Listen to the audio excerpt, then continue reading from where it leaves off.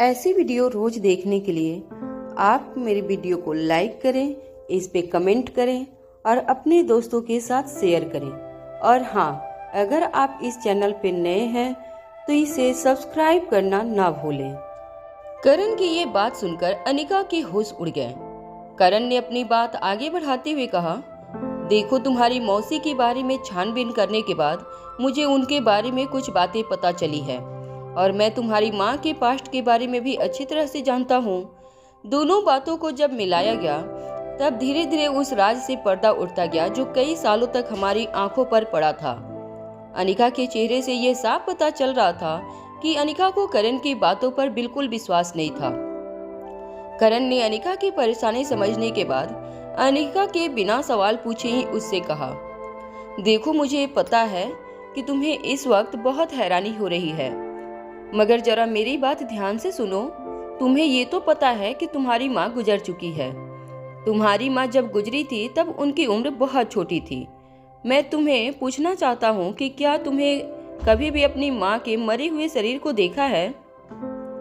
देखो, मैं अच्छी तरह से जानता हूँ कि उस वक्त तुम बहुत छोटी थी, मगर चाहे बच्चा कितना भी छोटा क्यों ना हो, इतने बड़े हादसे की कुछ तस्वीरें तो जरूर उनके जेहन में छपी होगी। मगर मुझे यकीन है कि तुमने कभी भी अपनी माँ की पार्थिव शरीर को नहीं देखा। कुछ देर तक अपने मन ही मन को सोचने के बाद अनिका ने सिर्फ नाम में ही अपना सर हिला दिया। करण ने अपनी बात आगे बढ़ाते हुए कहा, जब मुझे ये खबर मिली कि स्वाति मल्होत्रा हमेशा हमेशा के लिए दुनिया छोड़कर चली गई है, तब मैंने भी अपनी पूरी ताकत लगा दी थी ताकि उसके पार्थिव शरीर को एक आखिरी बार देख सकूं। मगर मैं भी उसे कभी देखा नहीं। मुझसे बिछुड़ने के बाद तुम्हारी माँ जब कुछ देर के लिए लंदन गई थी तब तुम्हारी माँ ने वहाँ एक बिजनेस शुरू किया था और उस बिजनेस को शुरू करने के बाद तुम्हारी माँ ने अपना नाम छुपाकर एक झूठे नाम का सहारा लिया था और वो नाम था रेखा मूर्ति।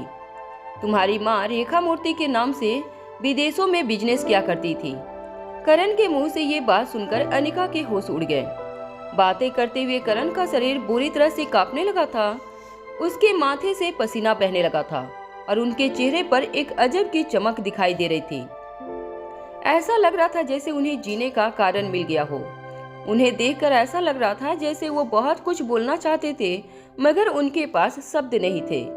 भले ही उनके चेहरे पर काफी परेशानी नजर आ रही थी, मगर स्वाति मल्होत्रा जिंदा हो सकती थी, इस बात के एहसास से ही उनके रगों में खून तेजी से दौड़ने लगा था।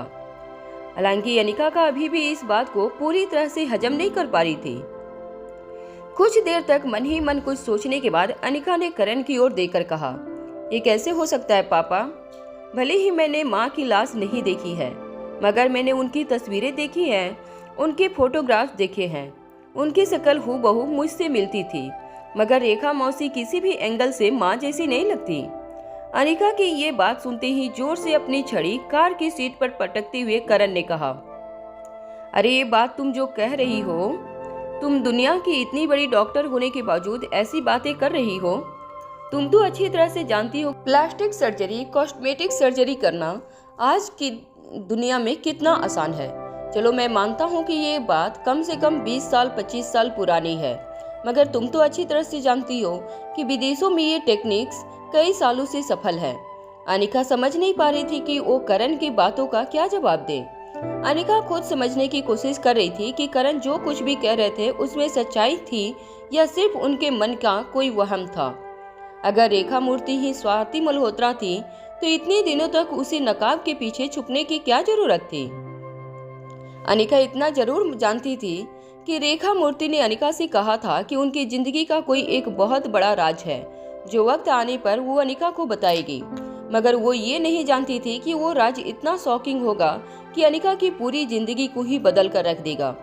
जब अनिका गहरी सोच में डूबी हुई थी तब करण ने कांपते हुए हाथों से अनिका का हाथ पकड़ा और धीमी आवाज में कहा, क्या तुम मुझे अभी इसी वक्त उसके पास ले जा सकती हो? इससे पहले कि अनिका इस बात का जवाब दे पाती, करण ने अपनी ही बात बदलते हुए अनिका से कहा, नहीं नहीं नहीं, मुझे वहां नहीं ले जाना। ऐसा करना खतरे से खाली नहीं होगा। अगर उसके दुश्मनों को पता चल गया कि मैं उसकी सच्चाई के बारे में जान चुका हूँ तो उस पर बहुत बड़ी मुसीबत आ सकती है। नहीं नहीं, तुम मुझे वहां नहीं ले जा सकते। इसके बाद मन ही मन कुछ सोचने के बाद करण ने तेज सांसें लेते हुए अनिका से कहा, देखो अनिका, क्या तुम किसी तरह उसे किसी ऐसी जगह बुला सकते हो जहां हम दोनों एक साथ कोई न देख सके? मैं उससे एक बार मिलना चाहता हूँ। करण की आंखों में यकीन देखकर अनिका को भी अब ऐसा लगने लगा था जैसे रेखा मूर्ति ही सचमुच स्वाति मल्होत्रा थी। करण ने मन ही मन मान लिया था कि स्वाति मरी नहीं थी बल्कि जिंदा थी। उनके चेहरे की चमक देखकर अनिका भी अपने आप को रोक नहीं पाई थी। अनिका ने अपना फोन स्विच ऑन किया और रेखा मौसी को कॉल लगाया। सुबह के 5 बज चुके थे। काफी देर तक रेखा मौसी के फोन पर रिंग जाती रही मगर किसी ने कॉल आंसर नहीं किया। अनिका जानती थी कि रेखा मौसी शायद अब तक जागी नहीं होगी, मगर बात इतनी अर्जेंट थी कि अनिका ने बार बार फोन लगाकर रेखा मौसी को जगाने की ठान ली थी। जब रेखा मौसी ने कई बार ट्राई करने के बाद भी अपना मोबाइल फोन रिसीव नहीं किया तो अनिका ने पैलेस की लैंडलाइन पर कॉल लगा दिया। कुछ देर रिंग बजने के बाद रेखा मौसी के एक पुराने वफादार नौकर ने कॉल आंसर किया। अनिका ने पूछा, क्या मैडम जाग गई हैं? अगर जागी नहीं है तो प्लीज उनसे कहो कि मैं उनसे बात करना चाहती हूँ, कुछ अर्जेंट काम है, प्लीज जाकर उन्हें जगाओ, उस नौकर ने जवाब देते हुए कहा। अनिका मैडम, रेखा मैडम तो अभी कुछ देर पहले ही बाहर जाने के लिए निकल गईं। अनिका ये जवाब सुनकर हैरान रह गई। रेखा मौसी आज तक कभी इतनी जल्दी कहीं नहीं गई थी।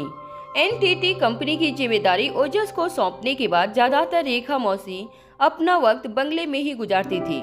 फिर अचानक आज ऐसा कौन सा काम आ पड़ा था जो इतनी सुबह सुबह रेखा मौसी निकल गई थी? ये बात अनिका की समझ से बाहर थी। अनिका ने उस नौकर से पूछा, अच्छा तो मुझे ये बताइए कि आंटी किसके साथ गई हैं? आई मीन उनके साथ जो ड्राइवर गया है उसका फोन नंबर दीजिए। मुझे उनके किसी भी बॉडीगार्ड का फोन नंबर देंगे तो भी चलेगा।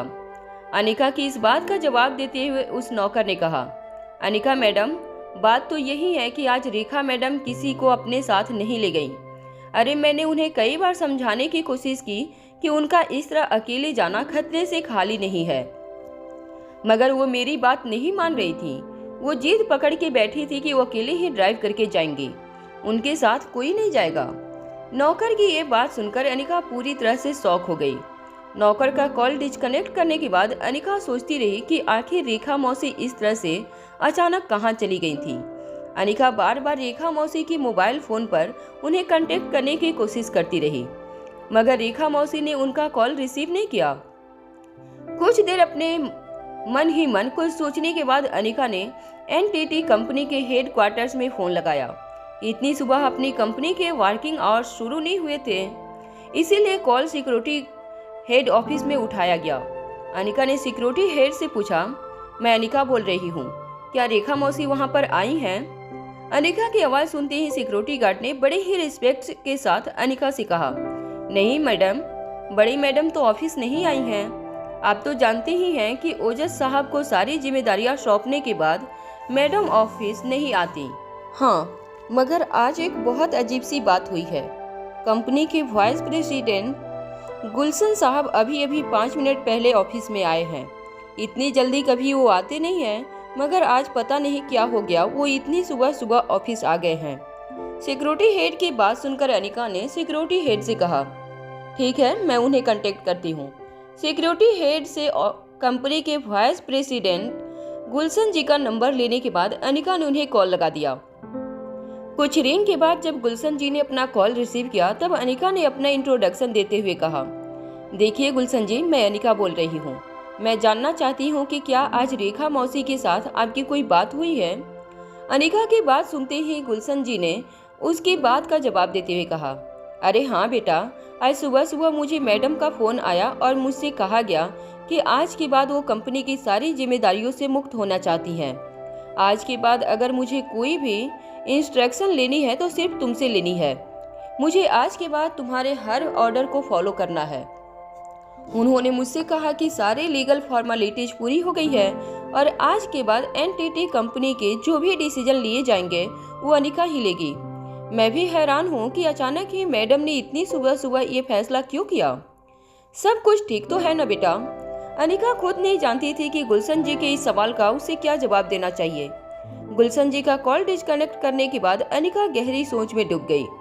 वहीं अनिका के चेहरे के एक्सप्रेशन देखकर करण समझ गए थे कि जरूर कुछ गड़बड़ थी। करण ने फोन पर हो रही बातों से अब तक इतना तो पता लगा लिया था कि रेखा मूर्ति कहीं गायब थी।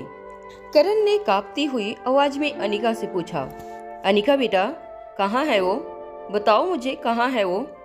क्या मेरे आने की खबर उस तक पहुँच गई इसलिए वो कहीं चली गई, या उस पर कोई खतरा मंडरा रहा है?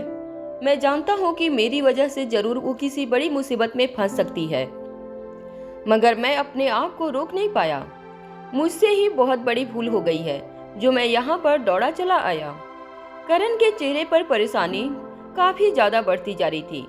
अपनी ही बात को बदलते हुए करण ने फटी हुई आंखों से अनिका की ओर देखा और पूछा, कहीं ऐसा तो नहीं कि वो मुझसे दूर जाना चाहती है? उसे मेरा अपने पास आना पसंद नहीं है।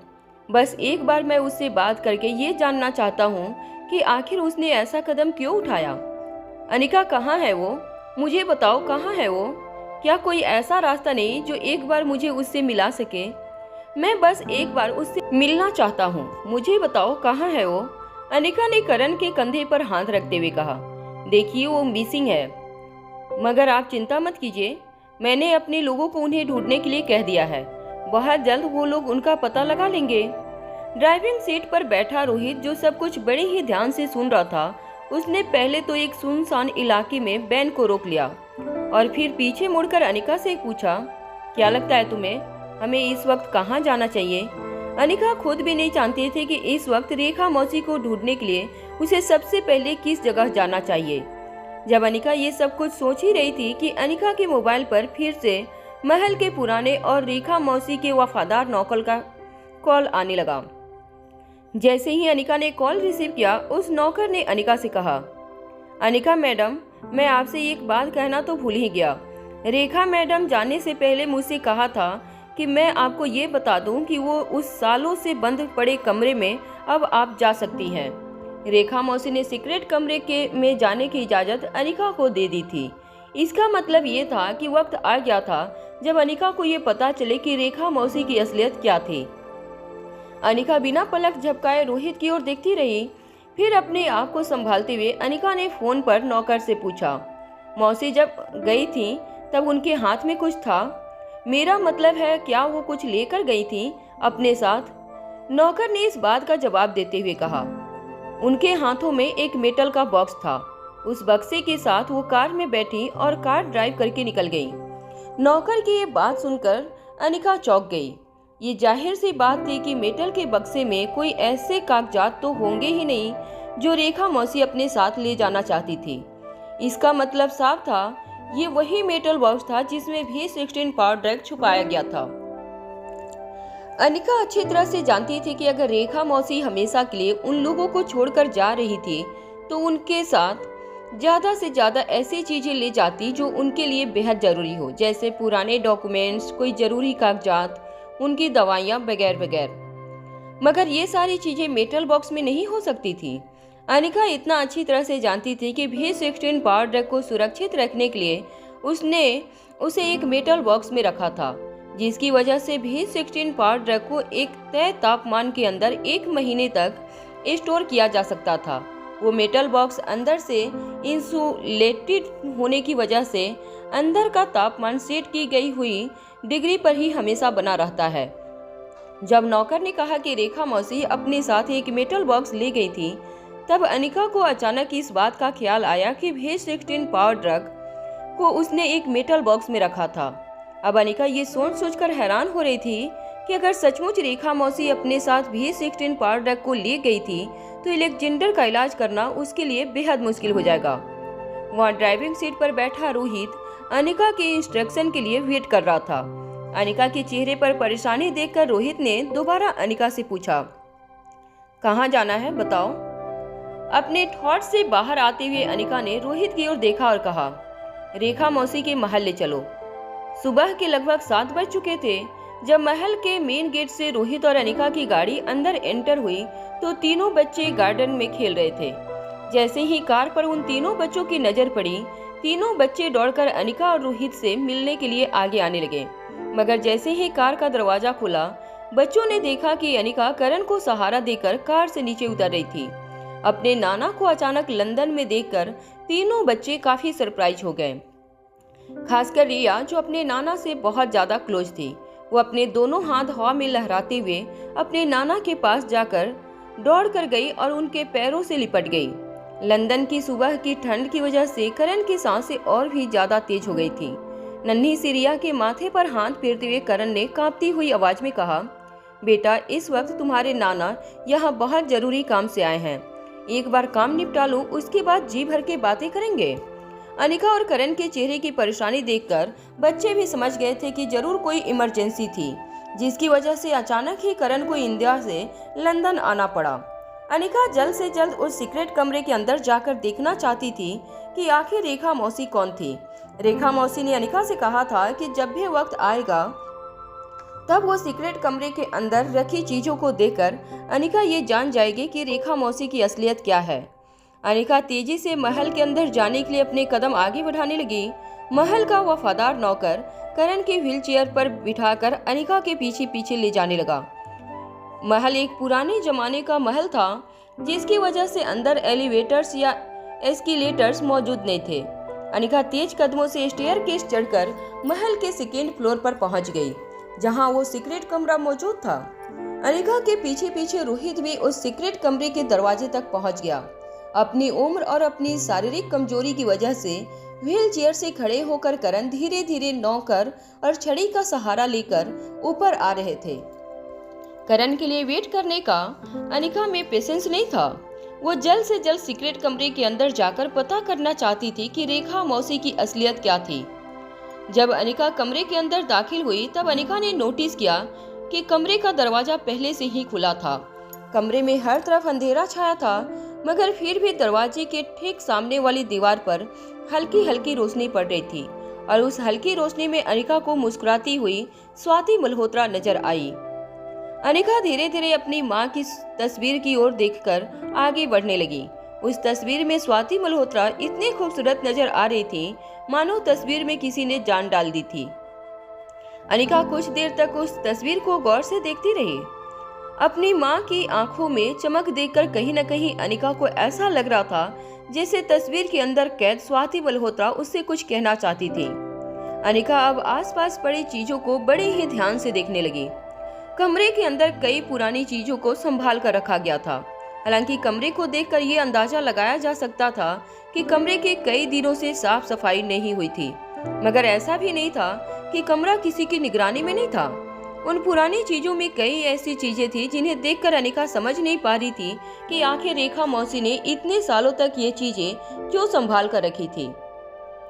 सोने की चेन, पेंडेंट, कुछ किताबें, एक हॉकी स्टिक, कुछ कपड़े कमरे में हर तरफ बड़े ही प्यार से सजाए गए थे।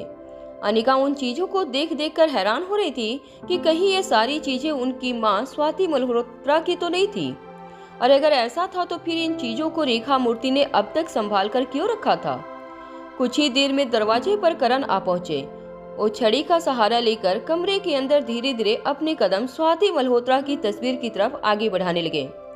स्वाति मल्होत्रा की तस्वीर देखकर करण की आंखें भर आई थी। उस तस्वीर को देखकर करण के जहन में कई पुरानी यादें ताजा हो गई थी। हालांकि स्वाति मल्होत्रा की तस्वीर को देखकर जितने इमोशनल करण हुए थे उतने ही इमोशनल अनिका नहीं हुई थी, क्योंकि अनिका ने अपनी माँ के साथ ज्यादा वक्त नहीं बिताया था।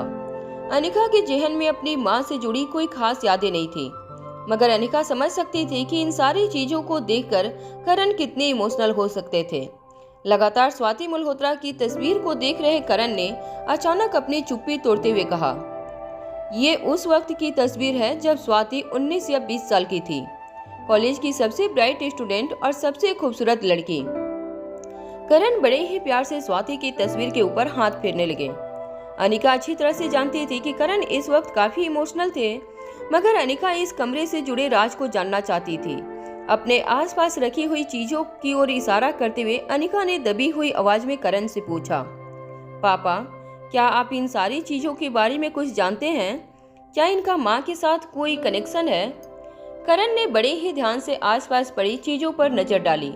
तभी उनकी नजरें एक खास बॉक्स पर जाकर अटक गई। करण ने कांपते हुए हाथों से उस बॉक्स को अपने हाथ में उठाया और उस बॉक्स को खोलकर एक सोने की चेन निकाली जिसमें एक पेंडेंट लगा हुआ था। करण ने उस पेंडेंट को खोलकर देखा। अंदर एक खास किस्म का हीरा लगा हुआ था।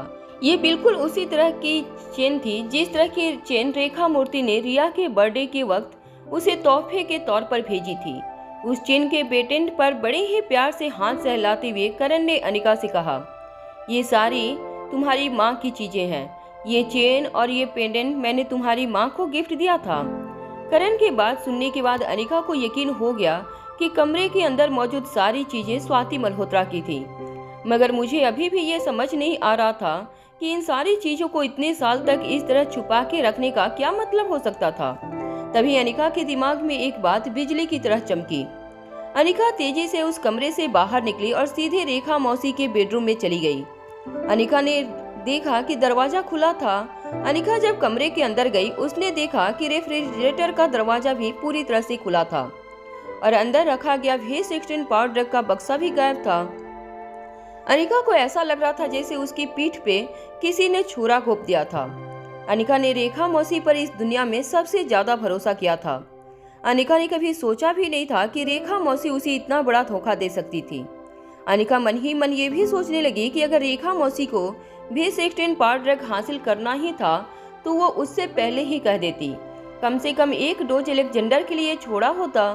अनिका बार बार अपनी किस्मत को कोसती रही और अपने फैसले को भी कोसती रही। क्रिस्टोफर ने पहले ही अनिका को आगाह किया था कि रेखा मौसी ने अनिका के साथ किसी बेहद गहरे मकसद के लिए दोस्ती की थी। क्रिस्टोफर ने अनिका को फोन पर साफ साफ शब्दों में कहा था कि रेखा मूर्ति किसी मकसद के साथ अनिका से जुड़ी थी। मगर उस वक्त अनिका को क्रिस्टोफर की बातों पर इसलिए भरोसा नहीं हुआ था क्योंकि वह कई सालों से रेखा मूर्ति को अच्छी तरह से जानती थी। इतने सालों का प्यार, इतने सालों की देखभाल कोई दिखावा नहीं हो सकती थी। मगर आज कहीं न कहीं रेखा मौसी पर अनिका का विश्वास डगमगाने लगा था। अनिका मन ही मन सोचने लगी थी कि कहीं क्रिस्टोफर की कही हुई बातें सच तो नहीं थी। क्रिस्टोफर ने कुछ दिनों पहले ही रेखा मौसी की सच्चाई अनिका को बताई थी, मगर अनिका ने तब क्रिस्टोफर पर विश्वास नहीं किया था। मगर आज अनिका उस फैसले को कोस रही थी क्योंकि उसके एक गलत फैसले ने उसके बेटे की जिंदगी को खतरे में डाल दिया था। अलेक्जेंडर को बचाने का सिर्फ एक तरीका था और वो था V16 पाउडर ड्रग का आखिरी डोज। अनिका दौड़कर वापस उस सीक्रेट कमरे के अंदर दाखिल हुई। अनिका यहाँ वहाँ हर चीज को उलट पलट कर देखने लगी। अनिका जानती थी कि इसी कमरे में कोई ऐसा गहरा राज छुपा था जो रेखा मौसी अनिका को बताना चाहती थी। वहाँ करण गुलेरिया स्वाति की तस्वीर और बाकी रखा सामान को देखकर मन ही मन कुछ समझने की कोशिश करने लगे। करण ने धीमी आवाज में कमरे को ध्यान से चेक कर रही अनिका से कहा, मैं गलत था, तुम्हारी माँ जिंदा नहीं है। करण के चेहरे से वो उम्मीद और वो एक्साइटमेंट पूरी तरह से गायब हो चुकी थी। करण जान चुके थे कि जिस औरत को वह स्वाति समझ रहे थे, दरअसल वह औरत स्वाति नहीं थी। करण स्वाति को अच्छी तरह से जानते थे। वह उन इंसानों में से नहीं थी जो अपनी चीजों को सीने से लगा कर रखे। अगर इसी सीक्रेट रूम में वह सारी चीजें मौजूद थीं, इसका मतलब साफ था कि स्वाति इस दुनिया में नहीं थी। स्वाति की किसी बेहद करीबी ने स्वाति की यादों में यह सारी चीजें एक कमरे में कैद करके रखी थी। अगर स्वाति जिंदा होती तो उसने कभी इतने ध्यान से अपनी चीजों को एक कमरे में संभाल कर नहीं रखा होता। आसपास पड़ी चीजों को देखते हुए करण अपनी बात आगे बढ़ाते हुए कहने लगे, शायद मुझसे ही बहुत बड़ी भूल हो गई है। मैं तो ये भी नहीं समझ पाया कि इतनी खतरनाक ऑर्गेनाइजेशन जो स्वाति जैसी लड़की को सब कुछ छोड़कर एक छोटे से गांव में छिपने के लिए मजबूर कर सकते हैं, वो लोग कितने ताकतवर हो सकते हैं। अगर सचमुच स्वाति जिंदा भी होती तो उन लोगों ने इतनी आसानी से स्वाति को यहाँ ऐसो आराम की जिंदगी जीने के लिए छोड़ा नहीं होता। मगर इतने सालों बाद स्वाति मल्होत्रा से जुड़ी हुई चीजों को अपनी आंखों के सामने देखकर करण काफी इमोशनल हो गए। स्वाति मल्होत्रा की तस्वीर पर हाथ रखकर करण स्वाति के स्पर्श को महसूस करने लगे। स्वाति मल्होत्रा की मुस्कुराती हुई तस्वीर देखकर करण को यकीन नहीं हो रहा था कि स्वाति अब तक इस दुनिया में नहीं थी और स्वाति मल्होत्रा को उनकी जिंदगी से गए सालों साल बीत गए थे। उस तस्वीर को देखकर ऐसा लग रहा था जैसे कल ही की बात थी जब स्वाति मल्होत्रा इसी तरह हंसती मुस्कुराती करण की जिंदगी में बहार बनकर आई थी। करण की बातें इस वक्त अनिका के कानों पर पड़ रही थी, मगर अनिका का ध्यान कहीं और था। अनिका लगातार उस कमरे में रखे एक एक बॉक्स को खोलकर उसे चेक करने लगी। तभी अनिका की नजर स्वाति की तस्वीर के ठीक पीछे एक बड़े से बक्से पर पड़ी। जब अनिका ने उस बक्से को खोलकर देखा तो अनिका को उस बक्से में कई सारे बिजनेस कार्ड नजर आए। अनिका ने उन कार्ड में से एक कार्ड को अपने हाथ में लिया और उस पर जमी धूल को साफ करके उस कार्ड पर छपा नाम पढ़ने लगी। कार्ड पर छपा नाम पढ़कर अनिका हैरान रह गई। उस बिजनेस कार्ड पर लिखा नाम पढ़ने के बाद अनिका ने करण से पूछा, पापा, क्या आप इस नाम की किसी कंपनी को जानते हैं? Philip biotech. वो नाम सुनते ही करण के चेहरे का रंग बदल गया है। करण ने अनिका की बात का जवाब देते हुए कहा, ये तो वही कंपनी है जो इस वक्त हमारी सबसे बड़ी दुश्मन है, और ये वही क्रिस्टोफर की खतरनाक ऑर्गेनाइजेशन का लीगल नाम है, फिलिप बायोटेक। अनिका ने जब वो कार्ड पलट कर देखा तो अनिका को एक लड़की की तस्वीर नजर आई जो उम्र में काफी छोटी लग रही थी। रोहित को अनिका के ठीक पीछे खड़ा था। वो उस तस्वीर को देखकर कुछ कुछ बातें समझने लगा, मगर फिर भी अपने आप को पूरी तरह से श्योर करने के लिए रोहित ने अनिका से पूछा, ये तस्वीर तो... इससे पहले कि रोहित अपनी बात आगे बढ़ा पाता, अनिका ने रोहित की बात पूरी करते हुए कहा, इसका मतलब साफ है कि रेखा मौसी फिलिप बायोटेक यानी कि क्रिस्टोफर की खतरनाक ऑर्गेनाइजेशन की मेंबर थी। ये तस्वीर तब की है जब वो 11-12 साल की थी। अनिका की ये बात सुनकर रोहित के भी होश उड़ गए। अनिका ने जब भी रेखा मौसी की आंखों में रिया के लिए प्यार देखा था तो उसे ऐसा ही लग रहा था कि रेखा मौसी की सारी फीलिंग्स सच्ची थी। फिर ऐसा कैसे हो सकता था कि अलेक्जेंडर की जान बचाने के लिए जो भी 16 पावर ड्रग जरूरी था उसे लेकर रेखा मौसी फरार हो गई। अगर रेखा मौसी सचमुच क्रिस्टोफर की ऑर्गेनाइजेशन की मेंबर थी तो इतने साल तक वो अनिका को धोखे में कैसे रख पाई थी? अनिका इतनी चालाक और समझदार थी, फिर भी रेखा मौसी के धोखे का वो पढ़ नहीं पाई थी। अनिका को खुद ही इन बातों पर विश्वास नहीं हो रहा था, मगर अनिका के हाथों में इस वक्त जो सबूत था वो सच भी झुठला नहीं सकती थी। शायद यही वो कार्ड था जिसने रेखा मौसी को अनिका तक पहुंचा सकती थी। उसी बक्से में बिल्कुल नीचे अनिका को एक और फाइल नजर आई। अनिका ने जब वो फाइल निकालकर देखा तो पहला ही पन्ना देखकर वो हैरान रह गई। वो फाइल एनटीटी कंपनी की फाउंडर मेंबर की फाइल थी। उस फाइल के पहले ही पन्ने पर स्वाति मल्होत्रा की एक बड़ी सी तस्वीर थी, मगर नीचे जो नाम लिखा था वो पढ़कर अनिका हैरान हो गई। नीचे रेखा मूर्ति का नाम लिखा था। इस वक्त अनिका के हाथ में 2 आइडेंटिटी कार्ड थे। एक फिलिप बायोटेक का नाम, जिस पर कोई नाम तो नहीं लिखा था, मगर तस्वीर रेखा मौसी की थी। दूसरे हाथ में एनटीटी कंपनी की फाइल थी, जिसके आइडेंटिटी कार्ड पर तस्वीर तो स्वाति मल्होत्रा की थी, मगर नाम रेखा मूर्ति का था। अनिका के लिए अब ये जानना मुश्किल हो गया था कि कौन सा चेहरा सच था और कौन सा नाम झूठा। अनिका को इतना परेशान देखकर नन्ही सी रिया कमरे के अंदर आई और अनिका के पैरों से लिपटकर पूछने लगी, क्या हुआ मम्मा, आप इतनी परेशान क्यों नजर आ रही हैं? अनिका ने रिया के माथे पर हाथ फेरते हुए कहा, कुछ नहीं बेटा, मम्मा की कोई चीज खो गई है, बस इसलिए मम्मा परेशान है।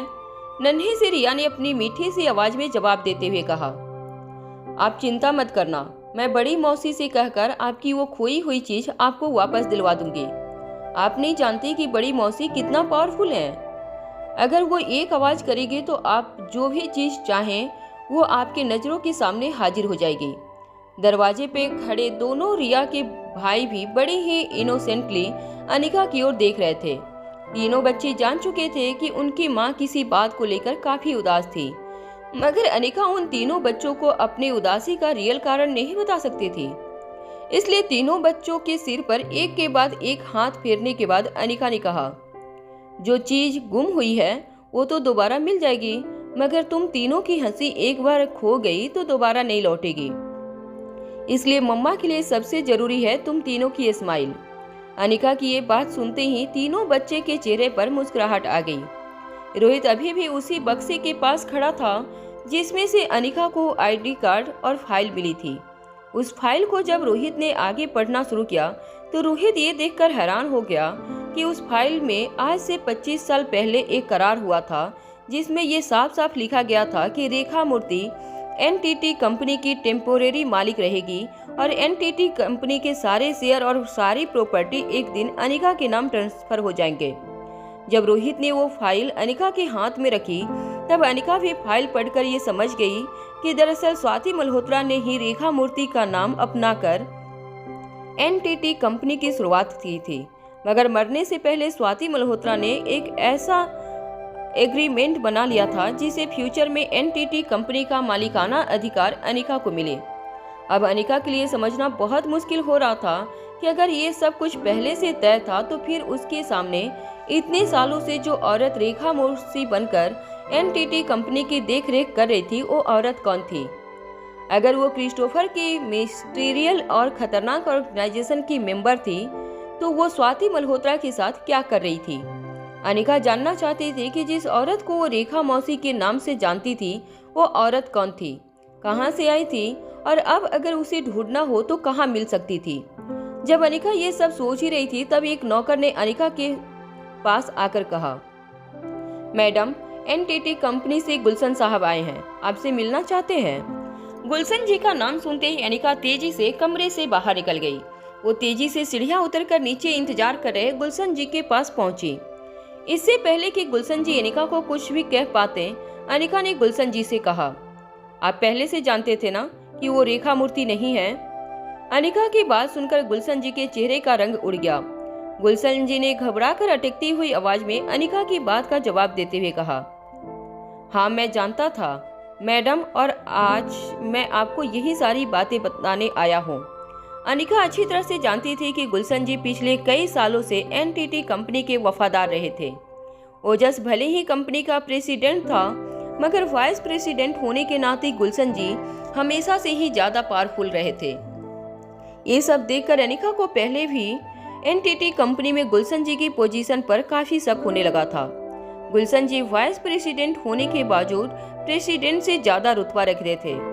गुलशन जी ने अपनी बात आगे बढ़ाते हुए अनिका से कहा, देखिए आज से 26 साल पहले की बात है। अचानक ही असली रेखा मूर्ति यानी कि स्वाति मल्होत्रा अपनी ही उम्र की एक लड़की को मेरे पास ले आई। उन्होंने मुझसे कहा कि आज के बाद मुझे उसी लड़की को रेखा मूर्ति कहकर पुकारना होगा और कंपनी के मालिकाना अधिकार भी उसी लड़की के पास रहेंगे, और जब वक्त आया एनटीटी कंपनी के सारे शेयर और सारी प्रॉपर्टीज आपके हवाले कर दिए जाएंगे। मगर तब तक मुझे उसी लड़की को रेखा मूर्ति मानकर एनटीटी कंपनी की देखभाल करनी होगी। पहले पहले तो मुझे भी उस लड़की के इरादों पर काफी शक हुआ। मुझे लगा कि शायद कभी न कभी वो लड़की अपनी पोजीशन का नाजायज फायदा उठाकर कंपनी को अपने नाम करने में कामयाब हो जाएगी। मगर सालों साल बीतते गए, उस औरत ने रेखा मूर्ति की रोल में अपने आप को इस तरह से ढाल लिया मानो कि वो ही रेखा मूर्ति थी। पूरी वफादारी और पूरी लगन के साथ उसने अपनी जिम्मेदारियों को निभाया। धीरे धीरे मेरे मन में भी उनके लिए रिस्पेक्ट बढ़ती गई और मैं भी उन्हें असली रेखा मूर्ति ही मानने लगा।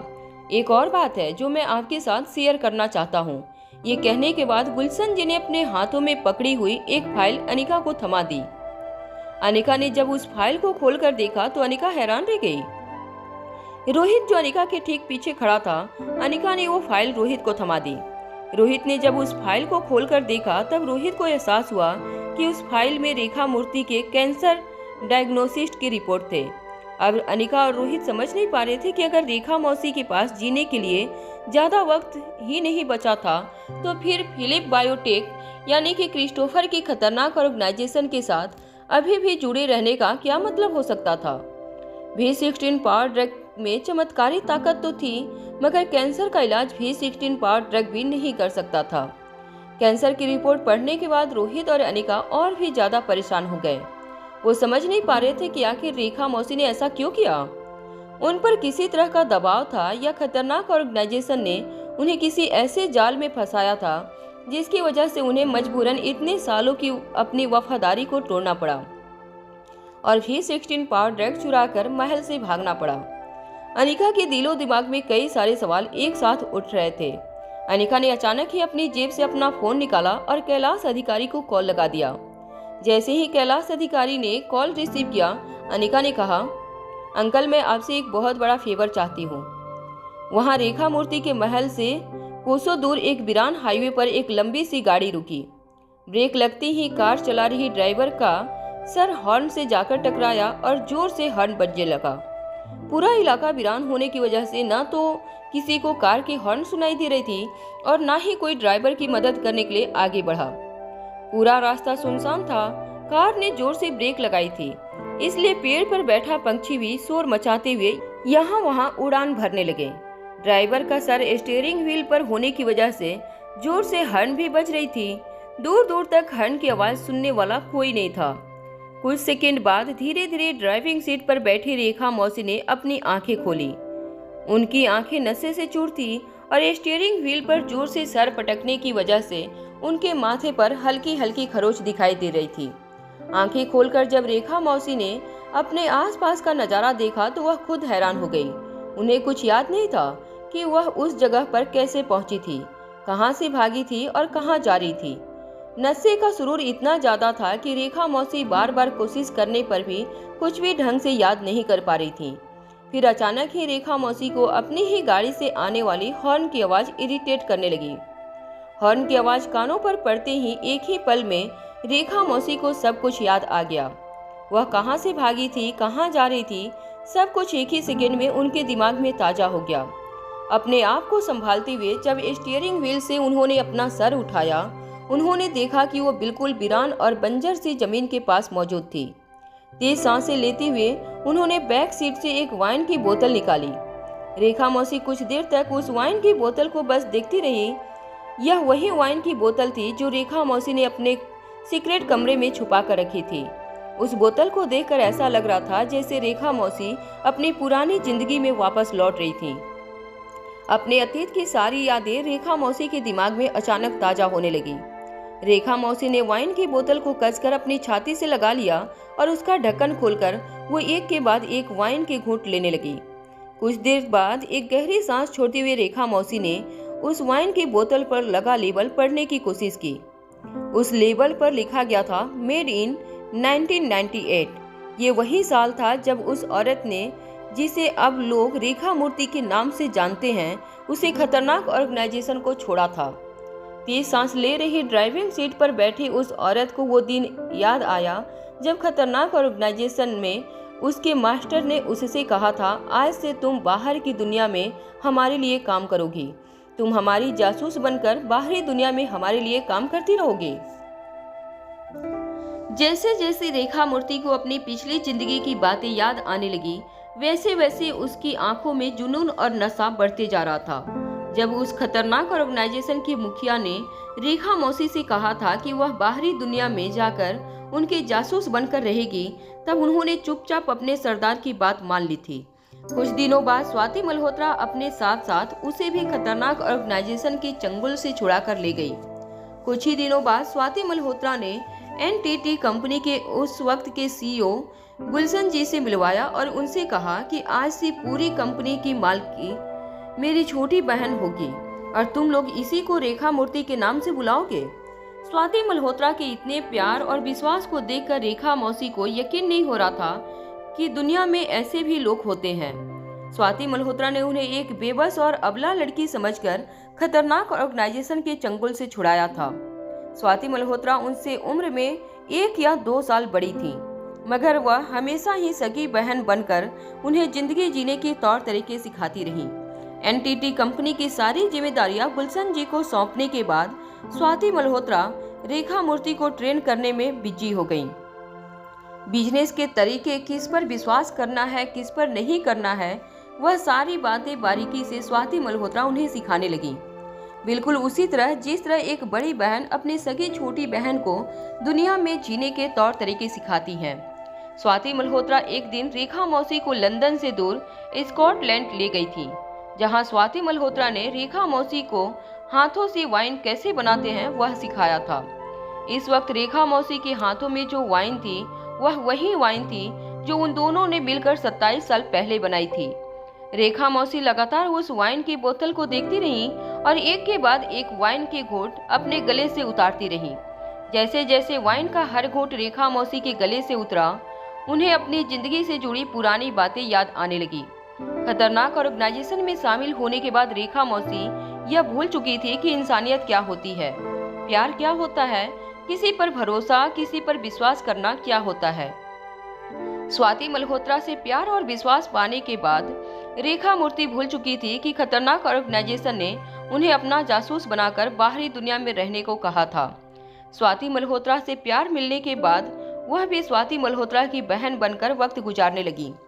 दिन महीनों में बदलते गए और महीने साल में। एक दिन अचानक खतरनाक ऑर्गेनाइजेशन ने रेखा मूर्ति को फोन आया और उसे अपने असली मकसद के बारे में याद दिलाया गया। रेखा मौसी फिर से अपने हाथों में पकड़ी हुई वाइन की बोतल को देखने लगी। सालों पहले स्वाति ने इस वाइन को इस बोतल में भरते हुए कहा था, जब हम दोनों बुढ़ी हो जाएंगे तब हम दोनों एक साथ बैठकर इस वाइन को एंजॉय करेंगी। रेखा मौसी एक बहुत ही बड़े इमोशनल टर्बुलेंस से गुजर रही थी। तभी अचानक उस सुनसान रास्ते पर एक बड़ी सी गाड़ी आकर रेखा मौसी की कार के बगल में खड़ी हो गई। उस वाहन का काला शीशा उतरते ही वैन के अंदर बैठे एक मास्क पहने हुए आदमी ने रेखा मौसी से पूछा, कस्टमर 1012। रेखा मौसी ने हाँ में अपना सर हिला दिया। रेखा मौसी ने एक बाहरी सिक्योरिटी अपने लिए मंगवाई थी। वह जानती थी कि खतरनाक ऑर्गेनाइजेशन तक पहुंचने का रास्ता उनके लिए आसान नहीं होने वाला था, इसलिए एक खुफिया सिक्योरिटी का बंदोबस्त रेखा मौसी ने पहले से अपने लिए कर रखा था। ऐसी सिक्योरिटी एजेंसी उन लोगों के लिए सिक्योरिटी करती थी जो लीगल तौर पर अपने लिए सिक्योरिटी हासिल नहीं कर सकते। रेखा मौसी ने एक बहुत भारी फीस देकर इस सिक्योरिटी एजेंसी से अपने लिए सिक्योरिटी मंगवाई थी। वाइन के नशे में धुत रेखा मौसी ने उस सिक्योरिटी गार्ड से कहा, तुम ड्राइविंग सीट पर आ जाओ, यहाँ से कार तुम ही आगे लेकर चलोगे। उस आदमी को यह इंस्ट्रक्शन देने के बाद रेखा मौसी ड्राइविंग सीट से उतरकर बगल वाली सीट पर जाकर बैठ गई। मास्क पहना वह आदमी ड्राइविंग सीट पर आकर बैठा। ठीक उसी वक्त रेखा मौसी की गाड़ी का पिछला दरवाजा भी खोला गया और मास्क पहना एक और सिक्योरिटी गार्ड पीछे की सीट पर बैठ गया। रेखा मौसी नशे में धुत थी, इसलिए उन्होंने पीछे बैठे गार्ड पर ज्यादा ध्यान नहीं दिया और बगल में बैठे ड्राइवर से कहा, चलो कार ड्राइव करो। कार को इंस्ट्रक्शन देने के बाद भी रेखा मौसी उस वाइन की बोतल से वाइन पीती रही। कुछ देर बाद रेखा मौसी को एहसास हुआ कि उनके इंस्ट्रक्शन के बावजूद ड्राइवर ने कार शुरू नहीं की थी। रेखा मौसी ने हैरान होकर उस ड्राइवर से पूछा, क्या हुआ? क्या तुम ड्राइविंग करना नहीं जानते? तुम जानते भी हो मैंने कितने रुपए खर्च किए हैं तुम लोगों को हायर करने के लिए, और तुम यह कहोगे कि तुम लोगों को इतनी भारी फीस देने के बावजूद कार की ड्राइविंग भी मुझे करनी होगी, तो मुझे मजबूरन तुम लोगों की कंप्लेन करनी होगी। रेखा मौसी की धमकी सुनने के बावजूद वो ड्राइवर बिल्कुल खामोश अपनी जगह पर बैठा रहा। जब रेखा मौसी ने पीछे मुड़कर देखा तब उन्हें एहसास हुआ कि पीछे जो सिक्योरिटी गार्ड बैठा था उसने वही मास्क पहन रखा था जो मास्क अनिका ब्लैक कैट बनने के बाद पहनती थी। जब उस गार्ड ने मास्क अपने चेहरे से हटाया तो रेखा मौसी उस गार्ड का चेहरा देखकर दंग हो गई। अनिका ने अपने होठ दबाते हुए कुछ देर तक रेखा मौसी के चेहरे को गौर से देखा और फिर अपना एक हाथ रेखा मौसी की सीट पर रखते हुए कहा, कहाँ जाना है रेखा मूर्ति जी? अनिका को पीछे की सीट पर देखकर रेखा मौसी के होश उड़ गए। शराब के नशे में धोत रेखा मौसी ने अपनी आंखें छटपटाते हुए अनिका को देखा और कहा, तुम यहाँ कैसे? अपना मास्क सीट पर रखते हुए अनिका ने रेखा मौसी से कहा, आप भूल गई कि मैं ब्लैक कैट हूँ। मुझे इतना तो पता था कि आप इतने खतरनाक मिशन पर अकेली तो नहीं जा सकती। आपको जरूर सिक्योरिटी की जरूरत पड़ेगी और ऐसी खुफिया सिक्योरिटी के बिजनेस में मेरी काफ़ी जान पहचान है। यह बात तो आप भी अच्छी तरह से जानती हैं। रेखा मौसी ने खास तौर पर मालकॉम की हिटमैन टीम से सिक्योरिटी गार्ड हायर किए थे, क्योंकि रेखा मौसी अच्छी तरह से जानती थी कि हिटमैन टीम और कैलाश अधिकारी जिनके लिए ब्लैक कैट यानी कि अनिका काम करती थी, उनके बीच में काफ़ी अनबन थी। वह लोग कभी भी अपने बिजनेस क्लाइंट के बारे में कैलाश अधिकारी की ग्रुप को नहीं बताएंगे। रेखा मौसी की हैरानी पर जवाब देते हुए अनिका ने कहा, भले ही मालकम अनिका से नफरत करता है, मगर वह और उसकी पूरी ऑर्गेनाइजेशन ब्लैक कैट की काफ़ी इज्जत करते हैं। बस इसीलिए उन्होंने मेरे कहने पर आपकी सारी इन्फॉर्मेशन मुझे फॉरवर्ड कर दी। रेखा मौसी नहीं जानती थी कि ब्लैक कैट का हिटमैन ऑर्गेनाइजेशन के साथ इतना गहरा कनेक्शन था। नशे में धुत रेखा मौसी ने पीछे मुड़कर अनिका की ओर देखा और पूछा, तब क्या करना चाहती हो तुम मेरे साथ? अनिका ने अपनी पीठ सीधी करते हुए अपने पांव पर पांव चढ़ाकर रेखा मौसी से कहा, आपने इतने सालों तक मेरी माँ की बनाई हुई कंपनी को इतनी ईमानदारी से संभाला है, मेरे बच्चों को इतना प्यार दिया है, अब मेरा भी फर्ज बनता है कि मैं आपको अपने सफर में साथ दूं। रेखा मौसी अब तक जान चुकी थी कि अनिका को उनकी असलियत के बारे में सब कुछ पता चल चुका था।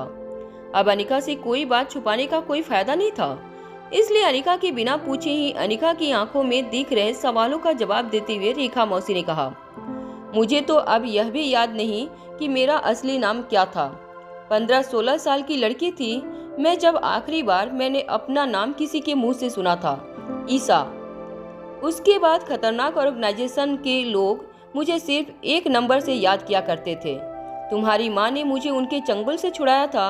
मुझे एक नया नाम मिला, रेखा मूर्ति, और यही नाम मेरी जिंदगी बन गया। तुम्हारी माँ ने मुझे इतना प्यार किया कि मैं अपनी पुरानी जिंदगी के बारे में सब कुछ भूल गई। मैं सचमुच अपने आप को रेखा मूर्ति समझने लगी, मगर मुझे अपने अतीत से कोई जुड़ा याद नहीं रहा। और यह बात मुझे तब पता चली जब खतरनाक ऑर्गेनाइजेशन से दोबारा मुझे कॉल आया।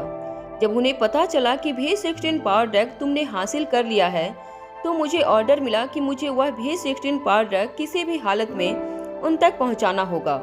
अनिका पहले से यह बात अच्छी तरह से जानती थी कि ईसा यानी कि रेखा मौसी दिल की बुरी औरत नहीं थी, मगर वह जानना चाहती थी कि आखिर उनकी ऐसी क्या मजबूरी थी कि यह जानने के बावजूद कि अलेक्जेंडर की जिंदगी V16 पावर ड्रग से जुड़ी थी, उन्होंने V16 पावर ड्रग चुराकर खतरनाक ऑर्गेनाइजेशन को देने का फैसला किया। अनिका यह भी जानती थी कि रेखा मौसी अपनी जिंदगी के आखिरी पड़ाव पर थी। फिर ऐसी क्या मजबूरी थी कि उन्होंने खतरनाक ऑर्गेनाइजेशन की जिद के आगे घुटने टेकने पड़े। अनिका ने रेखा मौसी से पूछा, देखिए, आपका नाम भले ही ईसा हो, मगर मेरे लिए आप हमेशा रेखा मौसी रहेंगे। बस मैं आपसे इतना जानना चाहती हूँ कि आपकी ऐसी क्या मजबूरी है कि हमसे इतना प्यार करने के बावजूद आपने हमें धोखा देने का फैसला किया। अनिका के मुंह से यह शब्द सुनकर रेखा मौसी के कलेजे पर जैसे तीर चलने लगे थे। अपने बहते आंसू को पोंछते हुए रेखा मौसी ने अनिका की आंखों में आंखें डालकर कहा, दुनिया में ऐसी कौन सी चीज है जो तुम्हें कमजोर बना सकती है? कुछ देर मन ही मन सोचने के बाद अनिका ने रेखा मौसी की बात का जवाब देते हुए कहा, परिवार। यह शब्द सुनते ही रेखा मौसी के चेहरे पर मुस्कान आ गई। रेखा मौसी ने अनिका से कहा, तुमने बिल्कुल सही कहा। परिवार ताकतवर से ताकतवर इंसान को भी कमजोर और लाचार बना देता है। न चाहते हुए भी अपने परिवार के लिए मुझे यह काम करना पड़ रहा है। मेरा परिवार उन लोगों के कब्जे में है। जीते जी भले ही मैं अपने परिवार के कोई काम न आ सकी, मगर मरने से पहले मैं अपने परिवार को बचाना चाहती हूँ। तुम्हें बताओ, अगर रोहित और आर्यन को कोई किडनैप करके ले जाता है और तुमसे कहता है कि तुम्हें उन दोनों की जान के बदले V16 पावर ड्रग उनके हवाले करना है, तो तुम क्या करती? रेखा मौसी की यह बात सुनकर अनिका ने भी अपनी नजरें झुका ली, क्योंकि अनिका अच्छी तरह से जानती थी कि जवाब बिल्कुल साफ था। अनिका को मजबूरन रोहित और आर्यन की जान बचाने के लिए V16 पावर ड्रग दुश्मनों के हवाले करना पड़ता। रेखा मौसी की आंखों से लगातार आंसू बहते चले जा रहे थे। रेखा मौसी को समझ नहीं आ रहा था कि वह किस तरह अनिका की आंखों में आंखें डालकर देखे। कुछ देर तक रोने के बाद रेखा मौसी ने अपना सर झुकाकर अनिका से पूछा, मैंने इतने सालों की कोशिश के बाद स्वाति के भरोसे को तोड़ दिया। अनिका ने इस बात का जवाब देते हुए कहा, इतने सालों तक आपने उनका भरोसा बनाए रखा, वही उनके लिए बहुत बड़ी बात है। वैसे अब तक मैं मेरी मरी हुई माँ के बारे में इतना तो जान चुकी हूँ कि वह दिमागी तौर पर दूसरों से काफी ज्यादा तेज थी। लोगों की सोच से उनकी सोच कई ज्यादा ऊपर थी। लोगों की प्लानिंग जहाँ खत्म होती थी, वहीं से मेरी माँ प्लान करना शुरू कर देती थी। मेरे ख्याल से सालों पहले उन्होंने इस बात को भांप लिया था कि आपके साथ एक दिन ऐसा जरूर होगा, मगर फिर भी उन्होंने आप पर भरोसा रखा, क्योंकि उन्होंने आपके अंदर उस लड़की को देखा था जो उस पाप के दलदल में धकेली गई थी, जिसका कोई कसूर ही नहीं था। अनिका की बात सुनने के बाद रेखा मौसी ने सिसकियां लेते हुए अनिका से कहा, तो अब क्या करना चाहती हो तुम मेरे साथ? अनिका ने मुस्कुराते हुए रेखा मौसी की बात का जवाब देते हुए कहा, मैंने कहा ना आपसे, आप मेरी मौसी हैं। आपने मेरे लिए जो कुछ भी किया है उसके बदले मैं इतना तो कर ही सकती हूँ कि आपके इस खतरनाक मिशन पर आपका साथ दूं। बस आपके साथ सफर करना चाहती हूँ। रेखा मौसी अनिका की यह बात सुनकर हैरान रह गईं। उन्होंने अपनी आंखों से आंसू पोंछते हुए अनिका से कहा, देखो तुम अच्छी तरह से जानती हो वह लोग कितने खतरनाक हैं। उस खतरनाक ऑर्गेनाइजेशन के साथ साथ शक्तिशाली गेंडे ने भी हम पर नजरें जमाई होगी। इस मिशन पर जाना बेहद खतरनाक है तुम्हारे लिए। यह सब कुछ मेरी वजह से हुआ है। इसे पूरा भी मैं ही करूंगी। मैं तुम्हारी जान को खतरे में नहीं डाल सकती। रेखा मौसी की इस बात पर जवाब देते हुए अनिका ने कहा, जान तो खतरे में पड़ चुकी है। अब देखना यह है कि मेरे बेटे की जिंदगी बचाने के लिए मुझे कितनी जानें लेनी पड़ेगी। अनिका के चेहरे के हाव भाव देखकर रेखा मौसी समझ चुकी थी कि अनिका पलटने वाली नहीं थी। अनिका के स्वभाव को रेखा मौसी कई सालों से जानती थी। एक बार अगर अनिका ने किसी चीज को अपना लक्ष्य बना लिया तो वह कभी उस लक्ष्य से अपनी नजरें नहीं हटाती थी। ड्राइविंग सीट पर बैठकर अनिका ने तेजी से कार चलाना शुरू कर दिया। रेखा मौसी अनिका को रोकने की कोशिश कर रही थी, मगर अनिका रुकने वाली नहीं थी। अनिका की कार के पीछे पीछे एक और कार आ रही थी, जिसमें अनिका के कुछ आदमी बैठे थे। वो तेजी से कार चला रही है।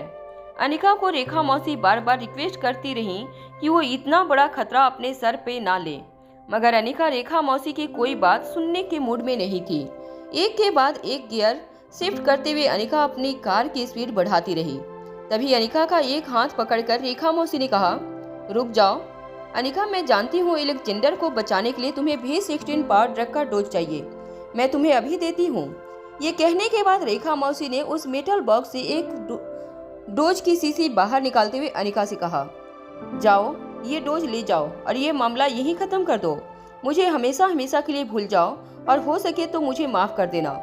रेखा मौसी की ये बात सुनते ही तेजी से कार चला रही अनिका ने रेखा मौसी से कहा, माफ करने का तो सवाल ही नहीं पैदा होता।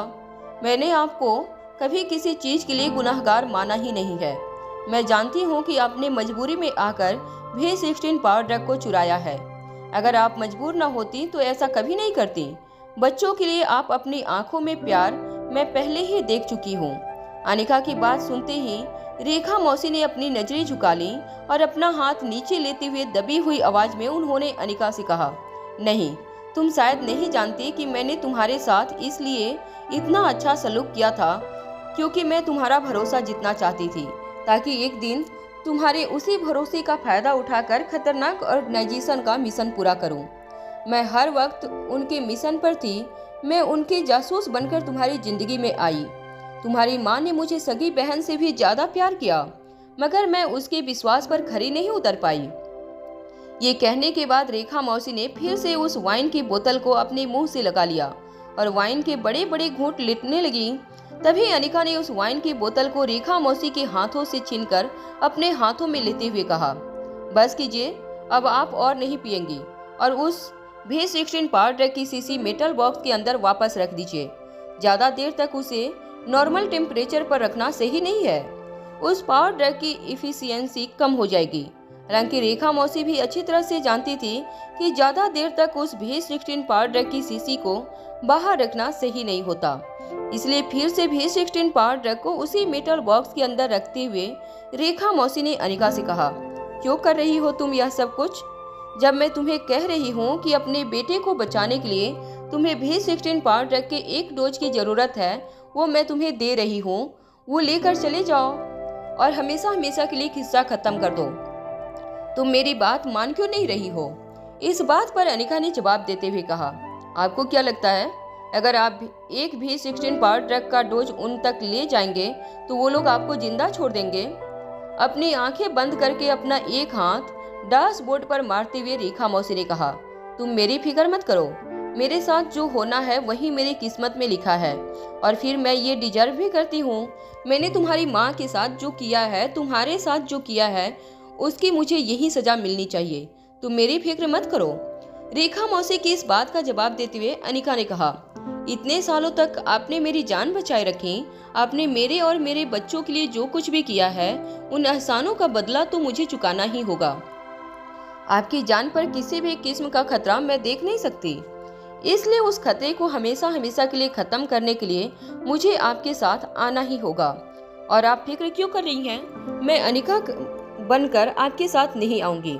आपके साथ होगी इस दुनिया के सबसे मशहूर और खतरनाक सिक्योरिटी एजेंट ब्लैक कैट। ये कहते हुए अनिका ने ब्लैक कैट का मास्क अपने चेहरे पर पहन लिया।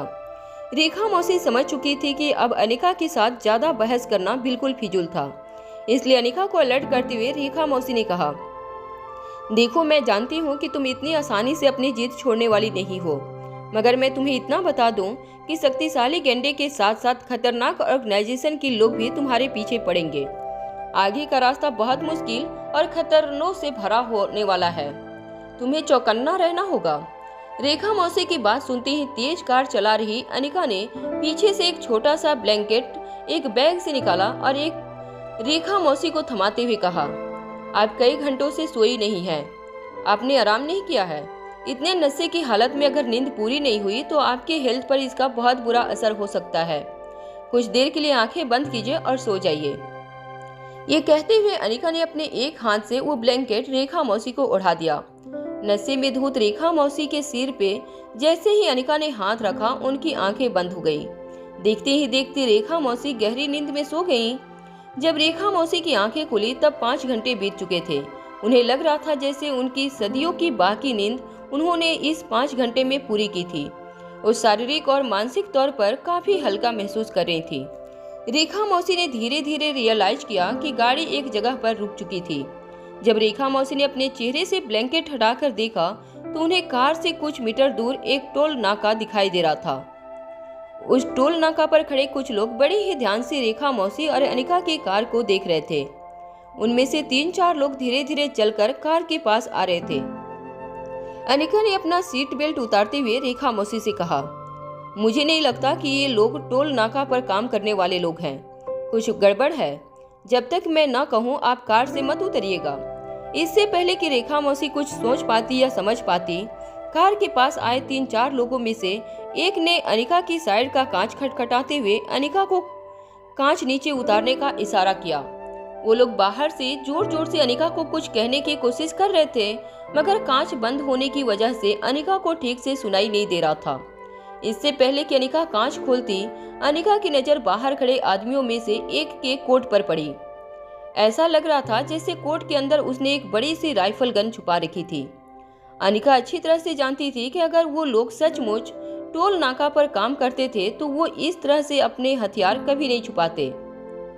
कोट के अंदर राइफल गन छुपाने का मतलब था कि वो लोग अनिका की कार के पास किसी और मकसद से आए थे। उन लोगों को देखकर अब रेखा मौसी भी समझ गई थी कि वो लोग कोई टोल नाका पर काम करने वाले नॉर्मल लोग नहीं थे, बल्कि किसी खास मकसद से उनकी कार के पास आए थे। जब बाहर खड़े लोगों को रियलाइज हुआ कि अनिका इतनी आसानी से कार नीचे नहीं करने वाली थी, तब वो लोग जोर जोर से खिड़की के कांच को पीटने लगे। अनिका ने देखा कि टोल नाका की केबिन के पास और 15 लोग पिलर के पीछे छुपे खड़े थे। उन लोगों को देखते ही अनिका ने जोर से एक्सीलेटर पर पांव रखा और तेजी से कार लेकर टोल नाका की ओर आगे बढ़ने लगी। जैसे ही अनिका ने अपनी गाड़ी टोल नाका की ओर आगे बढ़ाना शुरू किया, पीछे खड़े लोगों ने अपनी अपनी गन से अनिका की कार पर फायर करना शुरू किया। उन लोगों को लगा था कि अनिका टोल नाका तोड़कर भागने की कोशिश करेगी, मगर जैसे ही गाड़ी टोल नाका के पास पहुंची, अनिका ने जोर से ब्रेक लगाई और स्टीयरिंग घुमा दिया। अचानक ब्रेक लगने की वजह से कार टेढ़ी होकर गोल गोल चक्कर लगाने लगी और ठीक टोल नाका के गेट के पास जाकर खड़ी हो गई। कार पूरी तरह से टोल नाका के दरवाजे को ब्लॉक करके खड़ी थी।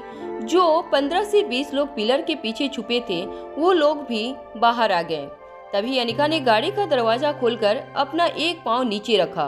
ब्लैक बूट, ब्लैक आउटफिट और ब्लैक मास्क में अनिका को कार से उतरता हुआ देखकर वो गुंडे हैरान रह गए। वो ये समझ रहे थे कि अनिका कार को तेजी से दौड़ाकर उनसे बचकर भाग निकलना चाहती थी, मगर इस तरह अनिका को कार से उतरते देखकर वो समझ गए थे कि अनिका ने कार को टोल नाका के दरवाजे पर इसलिए इस तरह से ब्लॉक किया था ताकि वह गुंडे वहां से भाग न पाए। कार का दरवाजा बंद करते ही अनिका ने बड़े ही कैजुअली उन गुंडों की ओर देखकर आवाज ऊंची करते हुए कहा, देखो, तुम लोग अपने हथियार नीचे रख दो और सरेंडर कर दो। हमने तुम्हें चारों तरफ से घेर लिया है। वो गुंडे अनिका की धमकी सुनकर काफी हैरान होकर एक दूसरे को देखने लगे। एक अकेली लड़की सबके सामने हथियार बंद लोग, मगर फिर भी लड़की इतनी कॉन्फिडेंस से कह रही थी कि उसने उन लोगों को चारों ओर से घेर लिया था। जब उन्होंने पीछे नजर घुमाकर देखा तो अनिका के साथियों की कार से 3-4 लोग कार से उतरे। गुंडे अभी भी हैरान थे कि इतने से लोग लेकर अनिका इतनी कॉन्फिडेंस से कैसे बात कर सकती थी। गुंडों के लीडर ने अपने आदमियों को ऑर्डर देते हुए कहा, सबको मार दो, सिर्फ इतना ध्यान रखना कि रेखा मूर्ति मुझे जिंदा चाहिए। अपने बॉस का ऑर्डर मिलते ही वो सभी गुंडे दौड़कर अनिका की ओर आगे बढ़े ताकि वो अपने हाथ में पकड़ी हुई छुरियों से हॉकी स्टिक से अनिका पर अटैक कर सके। मगर जैसे ही उन गुंडों ने अनिका पर अटैक करने की कोशिश की, अनिका ने एक गुंडे की छाती पर इतनी जोर से लात मारी कि वो अपने पीछे खड़े 3 गुंडों के साथ हवा में उछला और कुछ फीट दूर जाकर गिरा। जब उसके साथियों ने इस गुंडे को जमीन से उठाने की कोशिश की, तब उन्हें एहसास हुआ कि उनकी सांसें रुक चुकी थी। छाती पर पड़ी लात का इम्पैक्ट इतना ज्यादा था कि वहीं उस गुंडे की जान निकल गई थी। गुंडे का लीडर अनिका के स्ट्रेंथ को देखकर हैरान रह गया। दुबली पतली सी दिखने वाली एक लड़की के अंदर इतनी ताकत हो सकती है, उसने कभी सपने में भी नहीं सोचा था। अपने कुछ आदमियों को आगे बढ़ने का इशारा करते हुए उसने कहा, मार दो इस लड़की को, मुझे अभी इसी वक्त इसकी लाश देखनी है। जैसे ही उसके आदमियों ने अनिका पर हमला करने के लिए अपनी बंदूकें उठाई, अनिका तेजी से छलांग लगाकर उन गुंडों के पास आई और वो गुंडे कुछ सोच सके या समझ सके उससे पहले अनिका ने एक के बाद एक उनके हाथों से बंदूक को छीन लिया और बंदूक को इतनी दूर फेंक दिया कि वो गुंडे जल्दी से वापस उन बंदूकों तक पहुंच न पाए। गुंडों के लीडर ने अपनी जेब से एक बड़ा सा चाकू निकाला और अनिका पर हमला करने की कोशिश की, मगर वो चाकू से अनिका पर वार कर पाता उससे पहले अनिका ने उसका हाथ पूरी तरह से मोड़ कर रख दिया था। वो गुंडों का लीडर इतनी जोर से चीखा कि उसकी आवाज से उसके साथी डरकर अनिका से अपने अपने कदम पीछे हटाने लगे। अनिका एक के बाद एक लातों से और गुस्सों से हर गुंडे को इतनी जोर से पीटती रही कि कुछ ही देर में उस टोल नाका पर उन गुंडों की चीखें और चिल्लाने की आवाज गूंजने लगी। लगभग 2 मिनट बीत चुके थे। सारे के सारे गुंडे जमीन पर पड़े तड़प रहे थे। वो मन ही मन सोच रहे थे कि अभी अभी टोल नाका पर आंधी आई थी या तूफान। किसी लड़की के अंदर इतनी ताकत हो सकती है, ये उनकी सोच और समझ के बिल्कुल परे था। टूटी हुई हड्डियों और दर्द के मारे चीख रहे गुंडों को समझ नहीं आ रहा था कि अभी अभी उन्हें किसी इंसान ने मारा था या कोई उनके ऊपर बुलडोजर चला गया था। अपना एक हाथ पकड़कर जमीन पर दर्द से तड़प रहे गुंडों के लीडर के बाल पकड़कर अनिका ने उससे पूछा, बताओ किसने भेजा है तुम्हें? यहाँ पर गुंडों का लीडर दर्द से तड़प रहा था, मगर फिर भी अटकती हुई आवाज में उसने अनिका के सवाल का जवाब देते हुए कहा, चाहे तुम मेरी जान भी ले लो तब भी मैं नहीं बताऊंगा कि मुझे यहाँ पर किसने भेजा है। अनिका अच्छी तरह से जानती थी इस तरह के कॉन्ट्रैक्ट किलर इतनी आसानी से सुपारी देने वाले का नाम नहीं बताते थे, मगर वो गुंडों का लीडर ये नहीं जानता था कि इस वक्त उसका पाला जिससे पड़ा था वो दुनिया की सबसे खतरनाक सिक्योरिटी एजेंट ब्लैक कैट थी। प्लीज़ आप लोगों से हाथ जोड़कर रिक्वेस्ट करती हूँ कि आप लोग मेरे वीडियो को डाउनलोड करके नहीं देखें।